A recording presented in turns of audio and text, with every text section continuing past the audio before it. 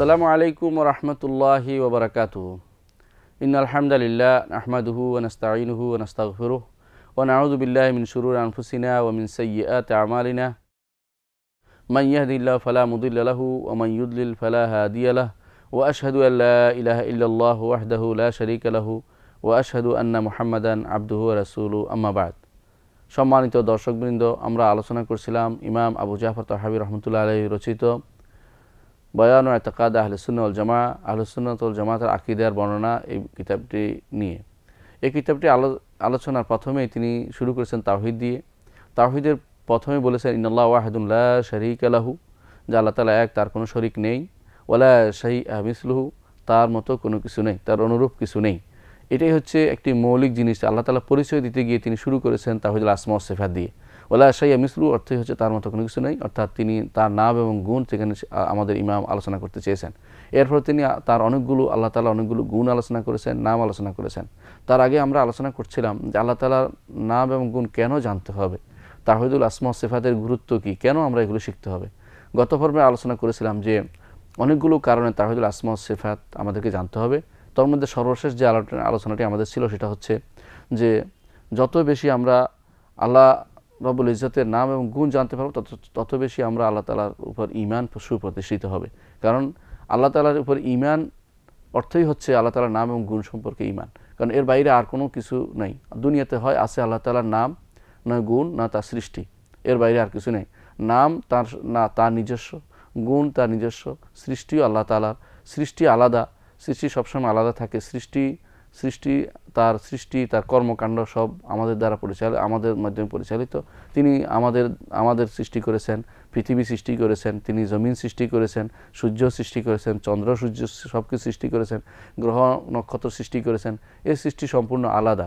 তিনি এই সৃষ্টি এবং তার নাম এবং গুণ, এই তিনটি পৃথিবীতে, তিনটি ছাড়া কোনো কিছুর অস্তিত্ব নেই। সুতরাং আল্লাহ সম্পর্কে জানার যে জিনিসটা আমরা দেখতে পাই, আল্লাহ রব্বুল ইজ্জত সম্পর্কে জানতে হলে, আল্লাহ ঈমান বিল্লাহ যদি আমাদের প্রতিষ্ঠা হতে হয়, অবশ্যই আমাদেরকে নাম, গুণ এবং তার কর্মকাণ্ড সম্পর্কে জানতে হবে। এটাই বলা আসমা আল ঈমান বি আসমাইল্লাহি ওয়া সিফাতিহি ওয়া আফআলিহি।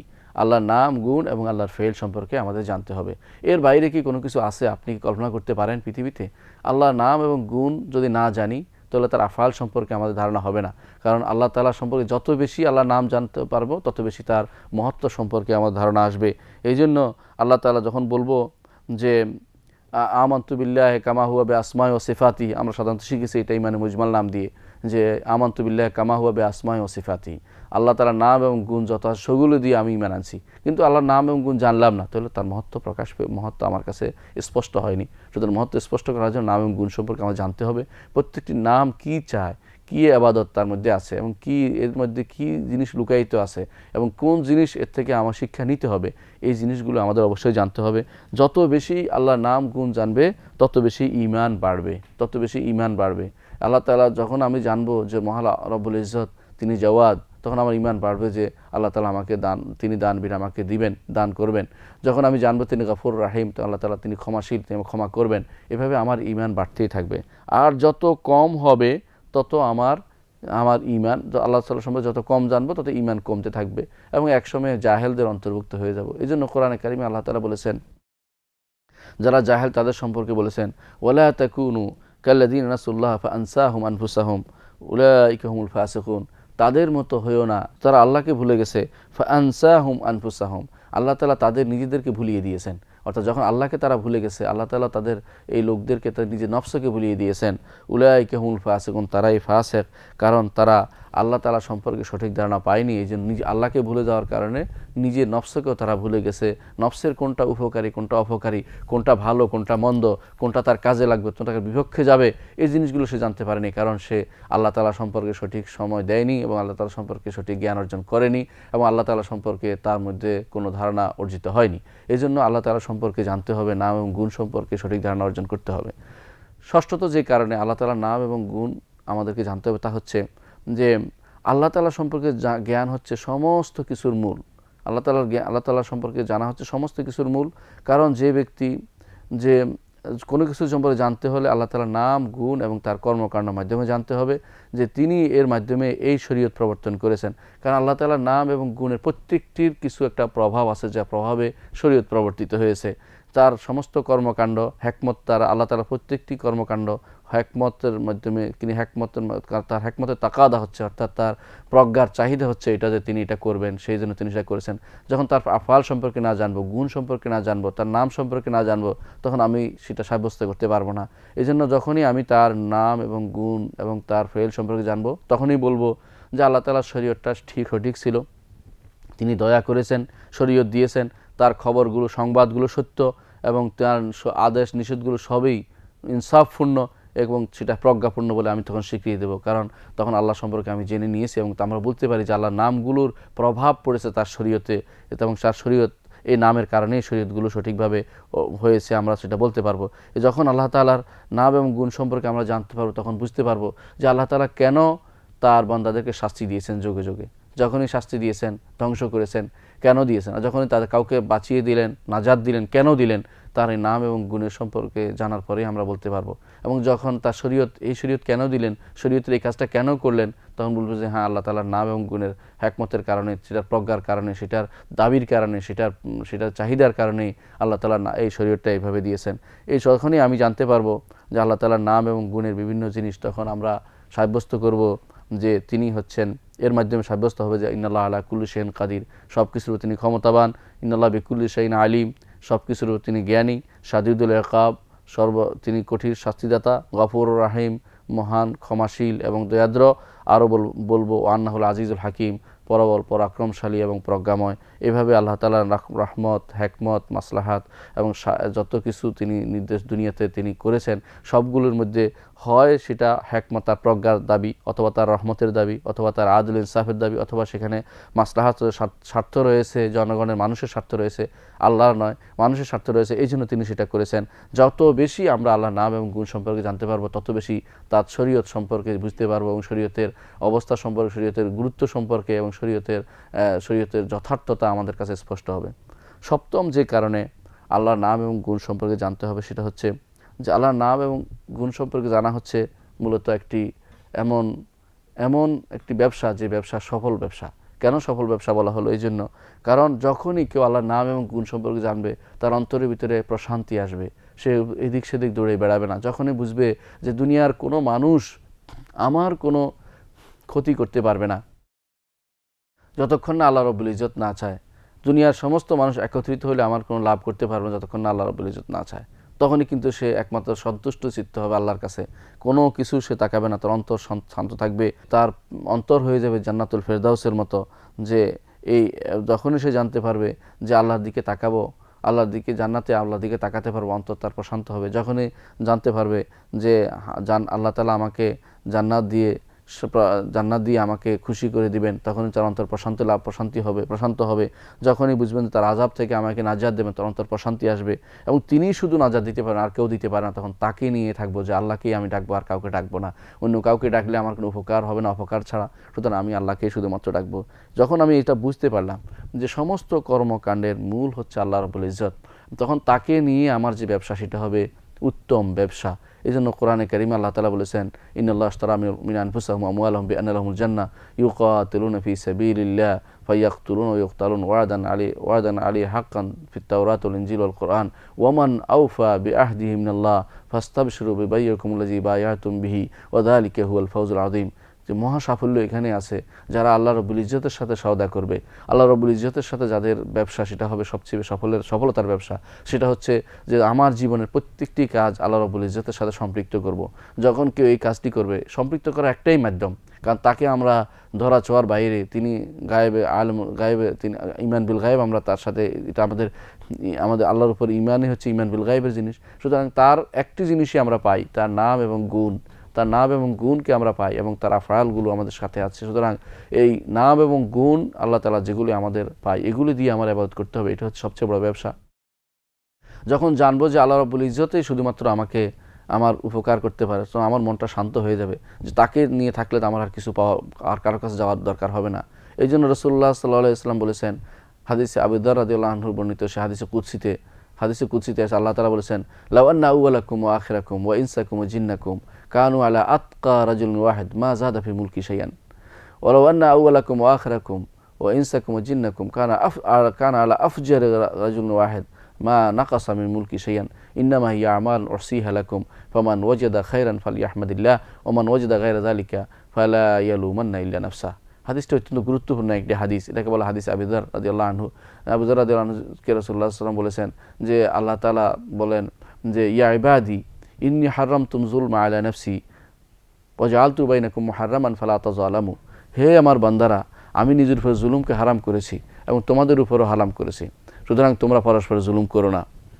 ইয়া ইবাদি, হে আমার বান্দারা, তোমরা দুনিয়ার সমস্ত জিন ইনস মানুষ জিন সমস্ত কিছু দিয়ে এক হয়ে যাও যে আমরা সব ইমানদার হয়ে যাব, মুত্তাকি হয়ে যাব, আমার রাজত্বে কোনো কিছু বাড়বে না। আর তোমরা সবাই এক হয়ে যাও, এক কলব হয়ে যাও যে আমরা সবাই ফাসেক হয়ে যাব, আমার রাজত্বের কোনো কিছু কমতি হবে না। তোমাদের জন্য শুধু তোমাদের আমলগুলি আমি ঠিক করে রাখি। ইন্নামা ইয়া আমাল উহসিহা লাকুম, তোমাদের জন্য আমি সব কিছু গণে রাখি। ফামান ওয়াজাদা খায়রান ফালইহমাদিল্লাহ, যদি ভালো পাও আল্লাহর শুকরিয়া আদায় করো, আর যদি খারাপ পাও ফালা ইয়ালুমান্না ইল্লা নাফসা, নিজেকে শুধুমাত্র তিরস্কার করো, আল্লাহর উপর তিরস্কার কিছু দিও না, কারণ তুমি ভালো কাজ করনি বলে পাওনি। তাহলে বোঝা গেল যে ব্যক্তি আল্লাহর নাম এবং গুণ সম্পর্কে জানবে, আল্লাহর আফআল সম্পর্কে জানবে, সেই ব্যক্তির মতো সৌভাগ্যবান আর কেউ হতে পারবে না। এই জন্য যে সবসময় আল্লাহর সাথে তার ব্যবসা হবে, যে কোনো কাজ করবে আল্লাহর উপর তাওয়াক্কুল সে করবে, আল্লাহর উপর ভরসা করবে এবং আল্লাহর উপর নির্ভর করবে। যেন কাজ করবে, যে কোনো কাজ করবে আল্লাহ তাআলার কাছে, কোনো কিছু চাইবে আল্লাহর কাছে চাইবে, কোনো কিছু থেকে মুক্তি চাইবে আল্লাহর কাছে চাইবে, ক্ষমা চাইবে আল্লাহর কাছে চাইবে, কোনো উদ্ধার চাইবে আল্লাহর কাছে চাইবে। তাহলে এই লোকের চেয়ে বড় লাভবান ব্যক্তি আর কিছু হতে পারে না। কারণ যে সরাসরি যেখানে পাওয়ার জায়গা সেখানে যে ব্যক্তি চাইবে, সেখানে পাওয়ার যেখানে শক্তি আছে সেখানে চাচ্ছে, অন্য কোথাও চাওয়ার কোনো মানেই হয় না।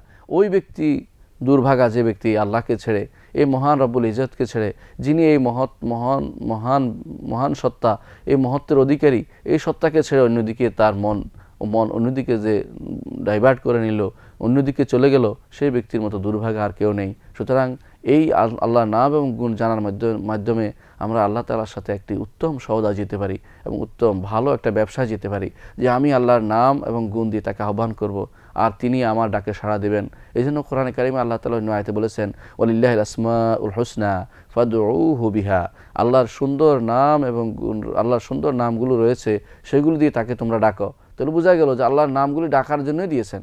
তো আল্লাহর এই নামগুলি যদি আমি ডাকি, তো ব্যবসাটা আমার পরিপূর্ণ হলো। আমি আর কারো কিছু ডাকবো না, আল্লাহকে শুধু ডাকবো, শুধু আল্লাহর কাছেই চাইবো, এই নাম দিয়েই তাকে ডাকবো। আল্লাহুম্মা গফিরলি যখন বলবো, আল্লাহুম্মা গফিরলি ফা ইন্নাকা আনতাল গাফফার, আমাকে ক্ষমা করে দিন কারণ আপনি তো ক্ষমাশীল।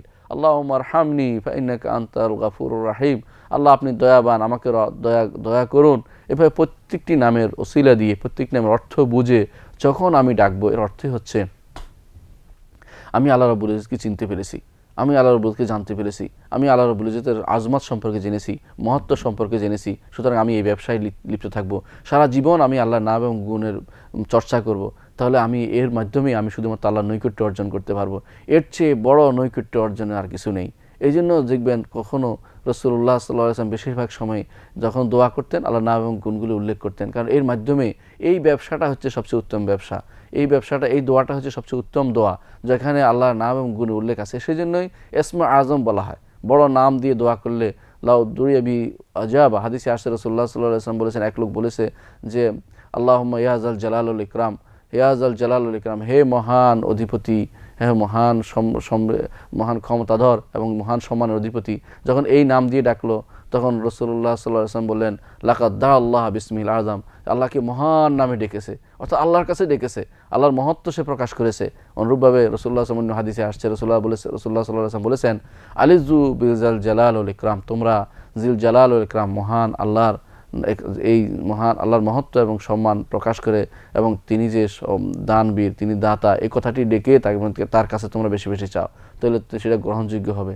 এই জন্যই দেখুন প্রত্যেকটি নবী কিন্তু যখনই কোনো দোয়া করেছেন তখনই কিন্তু আল্লাহর কাছে বিনয় প্রকাশ করেছেন, কারণ তিনি জানেন যে আল্লাহ রাব্বুল ইজ্জতের নাম যেখানে আছে সেটাই হচ্ছে মহৎ, এবং সেই জন্য আল্লাহ ইউনূস আলাইহিস সালাম বলেছেন লা ইল্লা আনতা সুবহানাকা ইন্নী কুনতু মিনাজ জালিমিন, সেখানে তিনি কিন্তু আল্লাহর পবিত্রতার কথাটি উল্লেখ করেছেন। তাহলে বোঝা গেল যে আল্লাহ তাআলার নামের সাথে যেই ব্যবসা হবে সেটা হবে সবচেয়ে উত্তম ব্যবসা।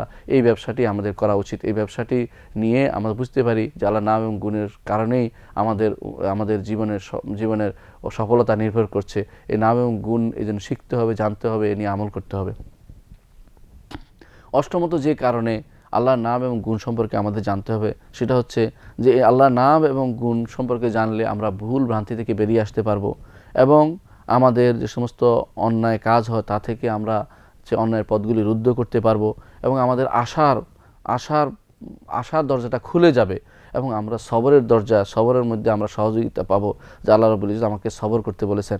এবং যখন আল্লাহ রাব্বুল ইজ্জত নাম এবং গুণ জানতে পারবো তখন আমাদের মধ্যে যে অলসতা এবং আমাদের মধ্যে অলসতার যে অবস্থা তৈরি হয় তা থেকে আমরা মুক্ত হতে পারবো এবং আল্লাহর ইবাদতের দিকে আমরা যত বেশি ধাবিত হতে পারবো, গুনার কাছ থেকে দূরে সরে যেতে পারবো এবং মুসিবত এবং বিপদে আপদে সবসময় আল্লাহর কাছে আমরা প্রশান্তি পাবো এবং আমাদের শয়তান থেকে আমরা মুক্তি পাবো এবং শয়তানের কর্মকাণ্ড থেকে আমরা নিজেকে হেফাজত করতে পারবো এবং আল্লাহ তাআলার মহব্বত কোথায় আছে সেটা আমরা জানতে পারবো এবং সেটা মহব্বত যেখানে আছে সেখানে আমরা ধর্ণা দিতে পারবো এবং দান আল্লাহ তাআলার কোথায় চাইলে আল্লাহ তাআলা আমাদেরকে দান করবেন, আমাদেরকে প্রদান করবেন সেটা আমরা বুঝতে পারবো।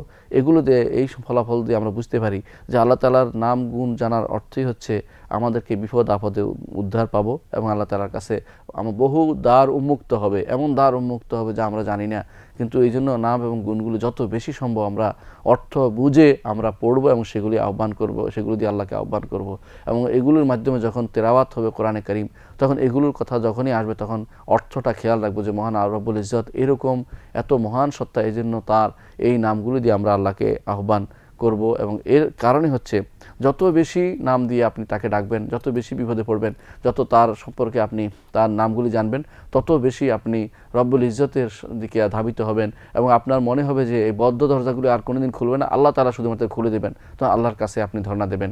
এই বিপদে আপদে সমস্যা সব সময় আপনি একমাত্র রব্বুল ইজ্জতের কাছে আপনি ধর্ণা দিবেন। এই জন্য রব্বুল ইজ্জতের কথা আপনাকে মানতে হবে, তার নাম এবং গুণ সম্পর্কে আপনার জানতে হবে এবং সেগুলো দিয়ে আল্লাহকে আহ্বান করতে হবে। আরেকটি কারণ 9 নম্বর যে কারণে আপনাকে রব্বুল ইজ্জতের নাম এবং গুণগুলি জানতে হবে সেটা হচ্ছে যে আল্লাহ তাআলার নাম এবং গুণগুলি দ্বারাই কিন্তু তিনি আসমান এবং জমিনের সৃষ্টির প্রত্যেকটি কাজ তিনি পরিচালনা করেছেন। এই জন্য কোরআনে কারিমে আল্লাহ তাআলা বলেছেন যে নাম এবং গুণগুলো বুঝায় যে আল্লাহ তাআলা কেন সৃষ্টি করেছেন। যদি আপনি নাম এবং গুণ না জানতেন আল্লাহ তাআলা সৃষ্টি সম্পর্কে আপনি পরিপূর্ণ ধারণা আসতো না। যেমন আমরা তেলাওয়াত করেছি এর পূর্বেই আল্লাহ তাআলা বলেছেন মা কাদারুল্লাহ হাক্কা কাদরিহি ইয ক্বালু মা আনজাল্লাহু আলা বাশারিন মিন শাই। যারা বলে যে আল্লাহ তাআলা কোনো বান্দার উপর কিছু নাজিল করেননি তারা আল্লাহকে সঠিক সম্মান দিতে জানেনি। অনুরূপভাবে যারা বলে যে যখন আল্লাহ তাআলা সম্পর্কে সঠিক ধারণা তারাও দিতে জানে যে আল্লাহ সম্পর্কে জানে না, তার গুণাগুণ জানে না, অথচ আল্লাহ তাআলার গুণ হচ্ছে তিনি আসমানসমূহ ধারণ করবেন, জমিনসমূহ এক হাতে ধারণ করবেন, কিয়ামতের দিন আসমানসমূহ তার ডান হাতে পেছানো অবস্থায় থাকবে। অন্য আয়াতে আল্লাহ তাআলা বলছেন আম হাসিবাল্লাযিনা ইজতারাহুস সাইয়্যাত আন নাজআলাহুম কাল্লাযিনা আমানু ওয়া আমিলুস সালিহাত সাওয়াআম মাহইয়াহুম ওয়া মামাতুহুম সাআ মা ইয়াহকুমুন। নাম সম্পর্কে গুণ সম্পর্কে না জানলে মনে করবে যে যারা অন্যায় করেছে যারা অন্যায় করেনি দুনিয়াতে তারা একই অবস্থায় থাকবে হাসরের মাঠে। কখনো নয়। আল্লাহ বলছে সাআ মা ইয়াহকুমুন, যারা অন্যায় করেছে আর যারা ভালো কাজ করেছে সব একরকম কিভাবে হতে পারে? তোমরা কত খারাপ তোমরা বিচার ফয়সালা করছো, কখনো তা সত্য হতে পারে না। সত্য এটাই যে যারা ভালো কাজ করবে তাদের জন্য ভালো কিছু রয়েছে, কারণ তিনি রব্বাকা হাকিমুন আলিম, তিনি হাকিম বিজ্ঞতার পরিচয় দিবেন। তিনি জালেম নন, তিনি আদেল, তিনি ইনসাফ করবেন। ইনসাফের দাবি হচ্ছে এটা যে তিনি যারা ভালো কাজ করে ভালো দিবেন, খারাপের কাজ করবে তাদের খারাপ ব্যবস্থাপনা তাদের জন্য রাখবেন, সেটা ইনসাফের দাবি। সুতরাং জান্নাত জাহান্নাম সেজন্য তিনি তৈরি করেছেন। এটা ওই ব্যক্তি ধারণা করতে পারে যে আল্লাহ সম্পর্কে সঠিক ধারণা নেই, যে আর সেই ব্যক্তি শুধুমাত্র এই ধারণাগুলো করতে পারে, অন্য কেউ করে না। এই জন্য কোরআনে কারিমে আল্লাহ তাআলা অন্য আয়াতে বলেছেন আফাহাসিবতুম আন্নামা খালাকনাকুম আবাথাম ওয়া আন্নাকুম ইলাইনা লা তুরজাউন। তোমরা কি মনে করেছো আল্লাহ তাআলা এগুলি এমনি সৃষ্টি করেছেন, বেহুদা সৃষ্টি করেছেন সব কিছু তোমাদেরকে? কখনো নয়, এটা কখনো হতে পারে না। রব্বুল ইজ্জত যিনি আদেল, যিনি গনি, যিনি তার প্রত্যেকটি কাজ হাকিম, তিনি সুবিজ্ঞ, তিনি কোনো কিছু বেহুদা তৈরি করতে পারেন না, বেহুদা তৈরি করেন না। আল্লাহ তাআলা এই জন্য বলেছেন ফাতাআলাল্লাহুল মালিকুল হক লা ইলাহা ইল্লা হুয়া রব্বুল আরশিল কারীম। সুতরাং মহান রব্বুল ইজ্জত তিনি মালিকুল হক, হক বাদশাহ, হক মালিক তিনি, লা ইলাহা ইল্লাহু, তিনি ব্যতীত আর কোনো সত্য ইলাহ নেই। রব্বুল আরশিল কারীম, মহান রবের আরশ, মহান আরশের রব তিনি, মহান রব তিনি। এই রব্বুল ইজ্জত তিনি বেহুদা কোনো কাজ করেননি। ওই সময় বুঝতে পারবেন যখন এই নামগুলি আপনি বুঝতে পারবেন যে তিনি মালিকুল হক এবং তিনি রব্বুল আরশিল কারীম। সুতরাং আল্লাহর নাম এবং গুণগুলি যদি কেউ বুঝতে পারে, কখনও আল্লাহ সম্পর্কে তার খারাপ ধারণা আসবে না। সুতরাং আমাদের সবসময় চিন্তা করতে হবে নাম এবং গুণগুলি জানি এবং আসমা সিফাত সম্পর্কে জানি, তাহলে আমরা আল্লাহ রব্বুল ইজ্জতের সঠিক ধারণা আমরা পেতে পারি। আমার বিশ্বাস যে আমরা আল্লাহ তাআলার নাম এবং গুণ সম্পর্কে যে তথ্য জেনেছি, এর মাধ্যমে এরপর থেকে আমরা কখনো নাম এবং গুণের ব্যাপারে কোনো ছাড় দেব না, বরং কোরআন এবং সুন্নাহ যা এসেছে, যে সমস্ত নাম গুণ এসেছে, সেগুলিকে একমাত্র আল্লাহর জন্য নির্ধারণ করব এবং আল্লাহ তাআলা রব্বুল ইজ্জতকে সেই নাম এবং গুণ দিয়ে আহ্বান করব। আল্লাহ আমাদেরকে দিন বুঝার এবং মানার তৌফিক দান করুন। আসসালামু আলাইকুম ওয়া রাহমাতুল্লাহি ওয়া বারাকাতুহু।